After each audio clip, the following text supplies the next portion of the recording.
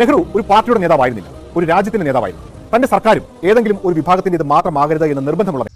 പ്രിയ സുഹൃത്തുക്കളെ, നമ്മളെ പണ്ഡിറ്റ് ജവഹർലാൽ നെഹ്റുവിനെ ഇത്രയും തരം താഴ്ത്തിയിട്ട് പറഞ്ഞിട്ടും നമ്മളെ നാട്ടിൽ ഒരു ആക്ഷൻ എന്ന് പറഞ്ഞ ഒരു കാര്യം എടുക്കണില്ല.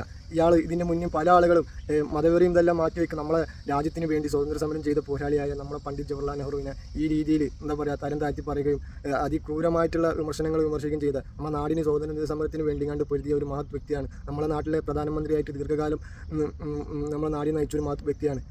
ഈ ഒരു വ്യക്തിയെ ഇത്രയും വളരെ തരം താഴ്ത്തിയുള്ള ഈ ഒരു സംസാരത്തിൽ ഇയാളെ ഇങ്ങനെ അയച്ചു വിട്ടാൽ ശരിയാവും?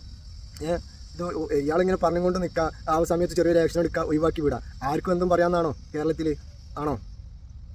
ഇതിനൊക്കെ തക്കതായിട്ടുള്ള നടപടി സ്വീകരിച്ചില്ലെങ്കിൽ ഇതേപോലെയുള്ള കൈതകൾ ഇനിയും തലപൊന്തിക്കും. അതിനെ അടിച്ചമർത്തുക തന്നെ വേണം. ഇതിൽ രാഷ്ട്രീയമോ വേറെ ചെയ്തിരുവൊന്നും നോക്കാതെ ഇതേപോലെയുള്ള നാടുകളെ അടിച്ചമർത്താൻ എല്ലാവരും ഒറ്റക്കെട്ടായിട്ട് പൊരുത്തണം.